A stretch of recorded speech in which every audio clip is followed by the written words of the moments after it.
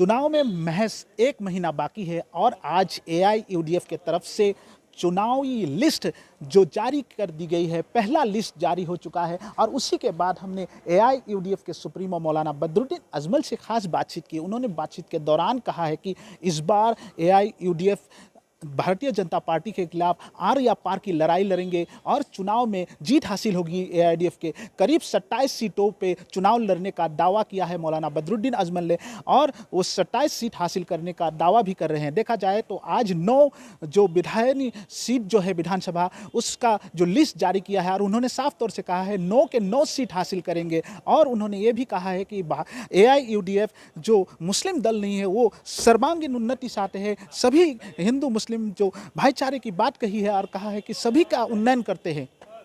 आप लोग रात को 10 बजे आया है, उसके लिए मैं बहुत बहुत आंतरिक धन्यवाद करता हूँ आप लोगों को। हमारा मेन कस्टमर्स तो ये था कि आज अनाउंस करना था फर्स्ट लिस्ट, जो हमारे जनरल सेक्रेटरी एडवोकेट हमारे यूथ फ्रंट के प्रेसिडेंट उन्होंने अनाउंस कर दिया। अभी एमएलए है तो वो तो आप लोगों को बता दिया, लेकिन मेन था आज से 5-6 दिन पहले गौरव गोगोई साहब ने एक प्रेस कॉन्फ्रेंस किया। अपनी एक तरफ राजीव लुरिन ज्योति को लेकर, एक तरफ कोई और नेता बैठे थे और उनका बोलना था अजमल साहब की पार्टी बीजेपी का 108 है। तो हमारा ये कहना है कि हमारी पार्टी, और उन्होंने कहा कि उनके 3 आदमी एमएलए बीजेपी में चले गए तो पार्टी खत्म हो गया। तो हमारे पास लिस्ट है जिसमें हम ये बताएंगे हमारे 2 आदमी गए, 2 साल पहले गए नहीं, हमने उनको निकाल दिया क्योंकि एंटी पार्टी एक्टिविटीज था। तो 2 साल पहले हमने निकाल दिया। वो हमारे आदमी भी नहीं थे, उनका कोई वोटिंग भी नहीं था, कोई राइट नहीं था हमारे साथ। तो एक आदमी लास्ट में गया है जो एजीपी में गया है, वो भी बीजेपी नहीं गया, एजीपी में गया है करीमुद्दीन बड़भुइया। लेकिन उसके सामने बड़ी लंबी लिस्ट है कांग्रेस के लोगों की जो 1 साल 1.5 साल से जा रहे हैं। पूरा लिस्ट हम लोग आप लोगों को देंगे।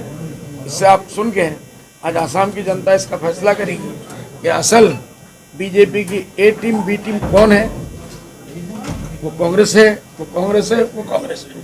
9 कॉन्स्टिट्यूंसी में 9 कॉन्स्टिट्यूंसी में हमारा उम्मीदवार हम घोषित किए और इसमें रोपोहीहाट कॉन्स्टिट्यूंसी में हाजी आमीनुल इस्लाम साहब, मोंदिया कॉन्स्टिट्यूंसी में डॉक्टर रफीकुल इस्लाम साहब, पाकाबेतबारी कॉन्स्टिट्यूंसी में श्रीमती मीनाक्षी रहमान साहिबा, पर्वतजुरा कॉन्स्टिट्यूंसी में आबू ताहिर व्यापारी साहब, गौरीपुर कॉन्स्टिट्यूंसी में निजानुर रहमान साहब, श्रीजनग्राम कॉन्स्टिट्यूंसी में रेजाउल करीम सरकार साहब, धींग कॉन्स्टिट्यूंसी में मतिउर रहमान साहब, बिलाशीपारा कॉन्स्टिट्यूंसी में शबाना अख्तर साहिबान और लाहरीघाट कॉन्स्टिट्यूंसी में सिद्दीक अहमद के नाम अभी फर्स्ट फेज में हमने घोषित किए। और इस बार हमारा ये सारे कैंडिडेट जीत के आएगा इंशाअल्लाह। और पिछले समय भी जिस तरह से मजलूम और मेहनती लोगों के लिए इस पार्टी के एमएलए की तरफ से, लेजिस्लेचर पार्टी की तरफ से जो भी कार्यक्रम हुए हैं, अगले दिन भी ये जारी रहेगा।